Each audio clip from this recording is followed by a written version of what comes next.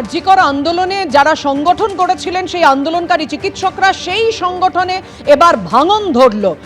WBJDF এর board of trust ও trust সভাপতির পদ ছাড়লেন অনিকেত মাহাতো। কি কারণে তিনি ছেড়েছেন? তিনি বলছেন যে আইনি পরামর্শ উপেক্ষা করে অগণতান্ত্রিকভাবে এই কমিটি তৈরি করা হয়েছে। এর সঙ্গে অভয়ার বিচারের দাবিতে আন্দোলনও সঙ্গতিপূর্ণ নয়। আপত্তির কথা তিনি বারবার জানিয়েছেন বলে মত দিয়েছেন। আইনি পরামর্শের কথা বলেছি, আপনারা কর্ণপাত করেননি। অনিকেত মাহাতোর তরফে পশ্চিমবঙ্গ জুনিয়র ডাক্তার ফ্রন্টের যে ট্রাস্টি বোর্ড রয়েছে তাদেরকে চিঠি দেওয়া হয় এবং তিনি বলেন যে সম্পূর্ণভাবে আইনি পরামর্শ না নিয়ে ট্রাস্ট থাকা সত্ত্বেও আলাদা করে আরেকটি এক্সিকিউটিভ কমিটি গঠন করা হয়েছে ওয়েস্ট বেঙ্গল জুনিয়র ডাক্তার ফ্রন্টের তরফে।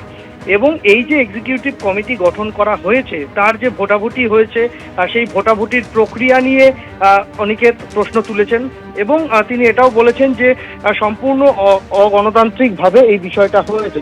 তাই তিনি আর এই ট্রাস্টের সঙ্গে বা এই ওয়েস্ট বেঙ্গল জুনিয়র ডাক্তার ফ্রন্টের সঙ্গে তিনি যুক্ত থাকতে চান না এবং তিনি তার পদত্যাগপত্র তিনি পাঠিয়ে দিয়েছেন। সোশ্যাল মিডিয়াতে এই বিষয়টা উল্লেখ করেছেন অনিকেত মাহাতো।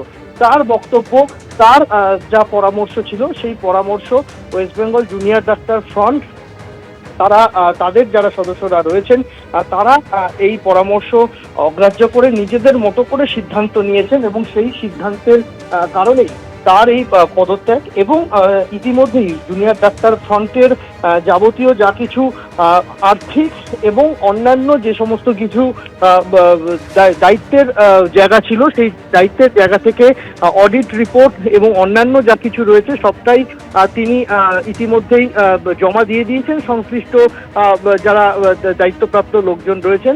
আজকের পর থেকে ওয়েস্ট বেঙ্গল জুনিয়র ডাক্তার ফ্রন্টের সঙ্গে তার আর কোনো প্রত্যক্ষ সম্পর্ক রইল না, এমনটাই অনিকেত মাহাতোর দাবি।